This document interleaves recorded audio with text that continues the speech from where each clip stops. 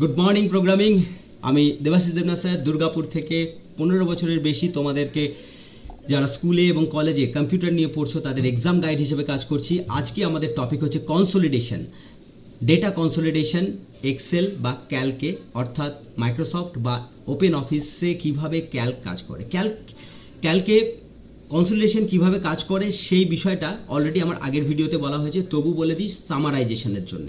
বা আমরা একটা এক্সাম্পল নিয়েছি সেমিস্টার 1, সেমিস্টার 2, সেমিস্টার 3। তোমরা দেখতে পারো সেমিস্টার 1, সেমিস্টার 2, সেমিস্টার 3, সেমিস্টার 4। এখানে স্টুডেন্টসরা মার্কস পেয়েছে।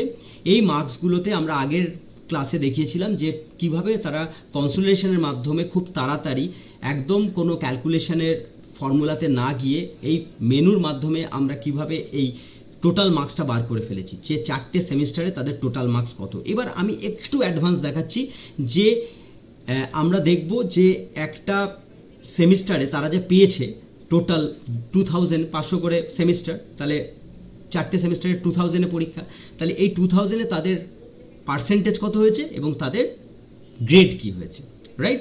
তো আমরা সেমিস্টার 1, সেমিস্টার 2, সেমিস্টার 3, সেমিস্টার 4 একটা পেজ রয়েছে এখানে, টোটাল মার্কসের পেজ, এটা আমরা আগের ক্লাস অবধি করে নিয়েছি। এইবার ফাইনাল রেজাল্ট হিসেবে আমরা চলে আসবো যে তাদের গ্রেড এবং পার্সেন্টেজ কত হয়েছে।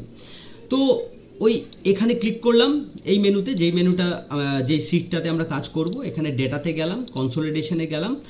এখানে আমরা অলরেডি 4টে শিটের ডেটা আমার কাছে রয়েছে। কিভাবে এন্ট্রি করি একবার দেখিয়ে দিই। এটা আমি ডিলিটই করে দিচ্ছি, ঠিক আছে, তাতে তোমাদের সুবিধা হবে। এইবার সোজাসুজি আমরা এই মেনুতে আসব, যেমন সোর্স ডেটা রেঞ্জে আমরা আসব। এই সোর্স ডেটা রেঞ্জে আমরা ক্লিক করব, ক্লিক করে সেম 1 যে পোর্শনটা আমার দরকার সেটা আমরা নিলাম, নিয়ে এটাকে অ্যাড করলাম, রাইট? আবার আমরা আসব সেম 2তে, আবার সেম 2তে আমরা ডেটা নিলাম, সেই ডেটা নিয়ে আমরা অ্যাড করলাম। আবার আমরা গেলাম সেম 3 থেকে ডেটা নেব, সেমভাবে ডেটা নিয়ে আমরা আবার অ্যাড করব। আবার ওই একইতে সেম 4 থেকে আমরা ডেটা নেব, সেই ডেটা নিয়ে আমরা কি করলাম, এখান থেকে অ্যাড করে দিলাম সেম 4। ওকে, তাহলে সেম 1, সেম 2, সেম 3, সেম 4 আমার কনসোলিডেশন রেঞ্জের মধ্যে চলে এলো।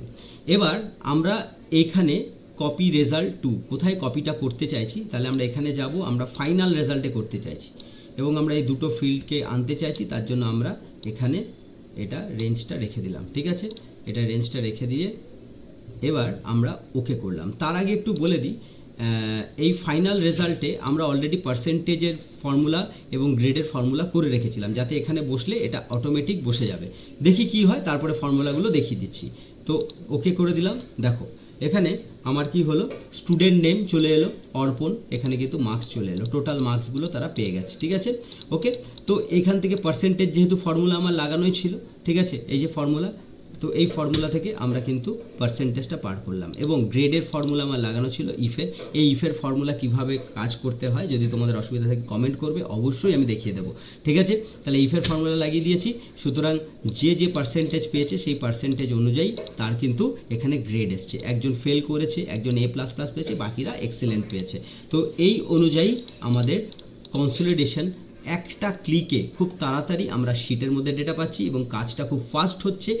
এটাই আমাদের অ্যাডভান্টেজ, এবং বেশি ক্যালকুলেশন ফর্মুলা লিখতে গিয়ে আমাদের প্রবলেম হতে পারে, এরার হতে পারে, সেই এরারটার সম্ভাবনা একদমই চলে যাচ্ছে। তো এই হচ্ছে আমাদের অ্যাডভান্টেজ কনসোলিডেশনের।